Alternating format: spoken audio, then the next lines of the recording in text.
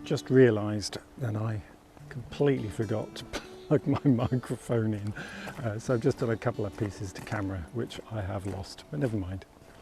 So I was explaining that here I am, I'm back in Boulderwood in the New Forest, and autumn is just tantalisingly showing its colours. We've got a few broadleafs or leaves which are just starting to turn. You can see some there in the centre of the image, and a lot of the bracken also has turned colour as well now. So we've got these lovely yellows and oranges and kind of tawny brown colours as well that just look fantastic.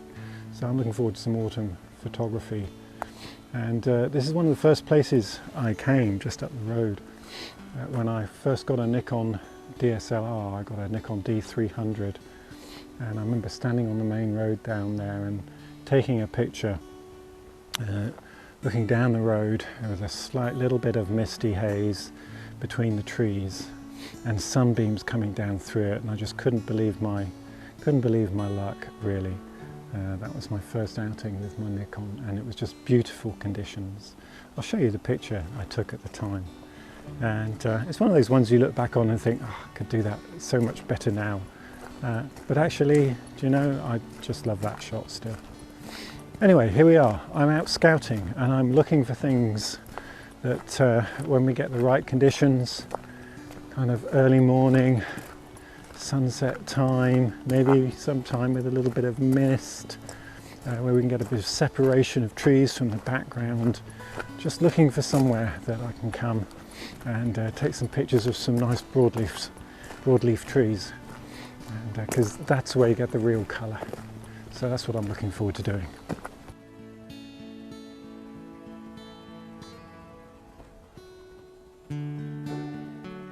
So I quite like the look of this scene here, with this old, I think it's probably a yew tree in the foreground, and then a beech tree in the background there, the darker one, and about the middle of the frame right now. So there's a nice kind of balance between the two of them, and then there's a third tree, a pine, just to the left. So we've got these three different types of tree in this shot, and I'm just thinking with the right focal length, probably a 4 or 5, something like that, will separate this yew tree from the others. And again, on a misty morning, this might look quite good. So yeah, I might just set up, have a little look, see what we can do with this one.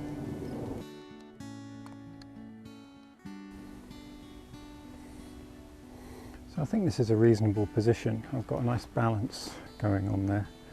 So just set up my tripod here, and I'm using my leveling base just to get a good level stand to work from. Makes things so much easier than changing the length of all the legs. The view's a bit wider than I would like here. I'm going to go in a little closer and see what that does. Yeah, now I want to compress that distance between this tree in the foreground and those in the background, so I think I'm going to need to use the 50mm, so I'll try that. And if that's still too short, then I'll have a go with the longer lens.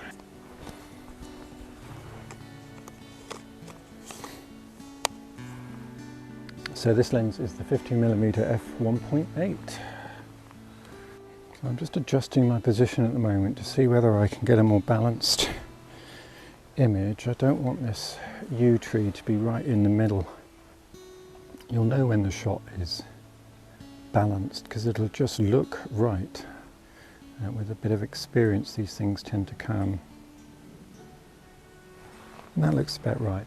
We need some different light for this, and so it might be worth coming back to on the right occasion. But let's give this a go now. Refocus, because I've moved so much. Same settings, ISO 100, f4, and 1/8 of a second.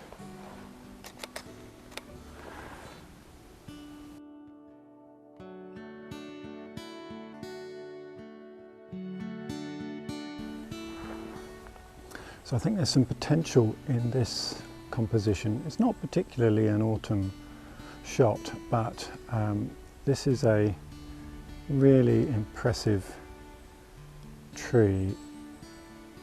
One of the problems about photographing trees is it's notoriously difficult to get some kind of idea of their scale. You can never get the entire tree in, and so I've learnt not to try to do that.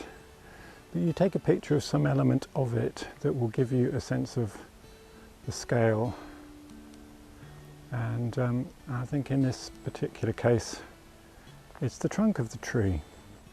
This might actually be a better angle for it. I'm trying to find an angle where we don't have distractions and where we show something of the spread of the roots of the tree and don't have too much in the way of highlights in the background either.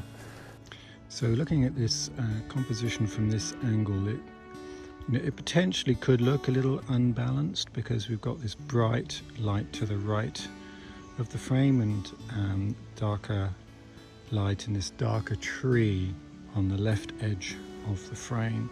But again, I will balance that up in post-processing by just taking down the exposure on the right hand side, and with the tree I'll just lift the shadows a little bit, give a bit of texture on there, some clarity as well, and a bit of contrast so that the tree really stands out. The other thing that I've done with this, because I'm just using f4 on a reasonably long focal length, about 150 I think, from front to back of the tree itself may not be fully in focus, so I've actually taken 3 shots of the trunk at with different focus points, and if necessary I can focus stack those then in Photoshop, which is a relatively simple thing to do. If you're interested in how to do that, then let me know and I can always put a video together on how to focus stack. But there are lots of those around on YouTube. Nick Page particularly has a very good one on focus stacking.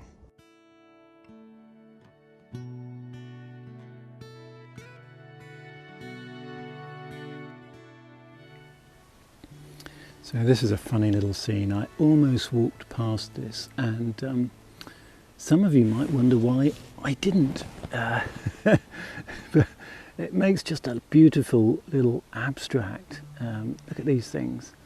Let me just take the exposure down a bit there.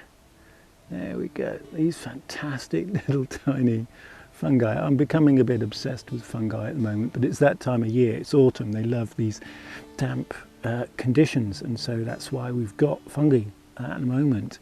And it's just another of these lovely little cameo shots, or little kind of almost abstract little worlds that I just love. I love the colours in this. So we've got all these kind of autumn colours of the fallen pine needles and things here. So just love this.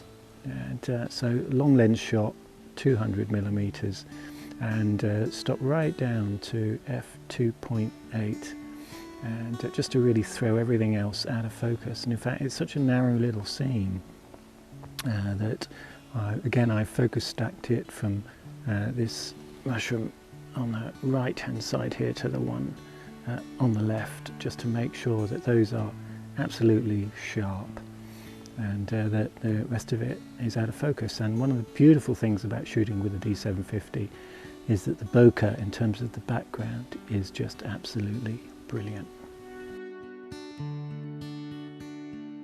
And so we've got here another classic autumn subject, really, the bracken. And so quite often when I'm out, I'm looking for little upstanding yellow, brownish, orange pieces of bracken that can be separated from the background, and this one definitely can. So with f2.8, something like that, it's fairly flat on to the camera, and there's enough space between this piece of bracken and what's behind it that I can really separate it from it. And so that's another thing to look out for. So it's not just about colourful trees in autumn. We've got all the fungi type stuff. We've got the bracken as well as the trees changing colour, and we've got misty mornings in the autumn, and so there's so much to go out and photograph. It's just such a fantastic time of year.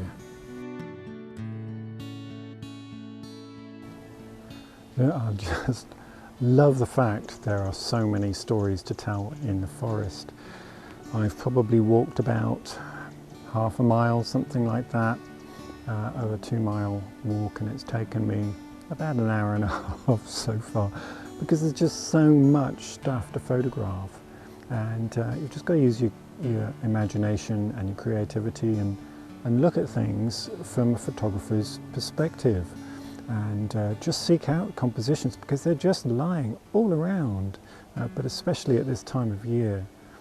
The light is actually quite good for photographing the forest at the moment, because it's overcast. We haven't got these nasty kind of really bright highlight spots to deal with, and so we can just see these lovely tawny kind of colours. But here's another story, and this one is the story of, you know, the cycle of life in the forest, and it's this dead fallen tree. It's obviously been here a long time. I doubt if anyone's ever really stopped to take a picture of it, and so you might wonder, well, why am I doing that? But it's because it's part of the story of the forest, and I just love that. And so how do you make this work? Well, we're going to find out if I can make it work, aren't we?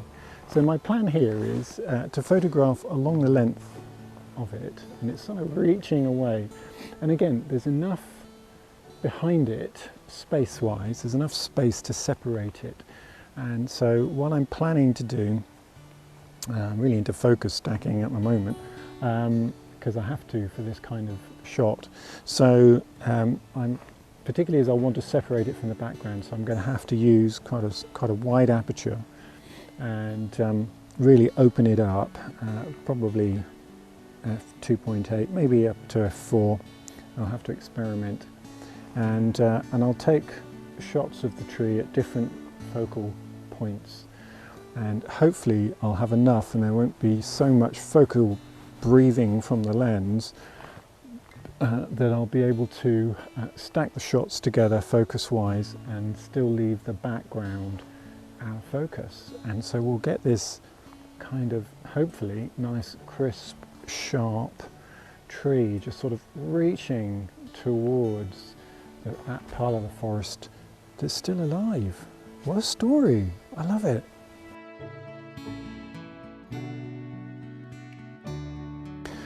Okay, this is probably going to be the last story for the day. I've taken so many shots, you can't tell a story about all of them really. But at first sight I thought that this was actually quite a nice perspective on this little bridge. But it's a little bit messy here with this branch coming down. I wasn't really very happy with that, but I did like the way that it was framed by this, what I think is a hawthorn tree just to my left. So I crossed over the path. As we come over this way, you can see that actually a path in the distance opens up. And so actually I decided I preferred this perspective on it. And so that's a shot that I'm going to take, and I want a sense of kind of mystery about it. I don't want it to be a completely finished story. So I want the path in the distance to blur out. So I'm just going to, again, use a wide aperture. I'll focus stack this, and we'll zoom in. I'll show you here on the, this is my framing of it here. And so I'm on about 135mm, something like that, I think. And so I'll focus stack the foreground, and we'll let the background fade out of focus.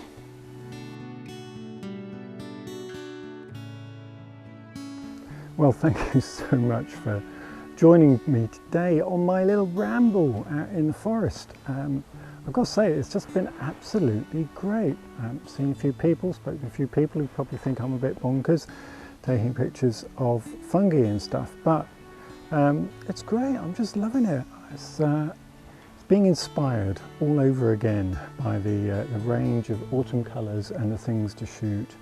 So, I mean, I've shot all sorts. I've shot bracken, I've shot trees, I've shot fungi again. I've shot a lovely little red and white toadstool just now. I've shot this bridge, I've had shots down the pathway. And I'm tired now actually, because I've been out for about 3 or 4 hours on my feet and concentrating, trying to think how to put these photographs together. But it's been great fun. So I'm going to pack up now. Thank you very much for watching. If you've enjoyed it, please do subscribe and like and share and all that kind of good stuff. It really helps me and encourages me on the channel. And I'll look forward to seeing you again next time. Bye for now.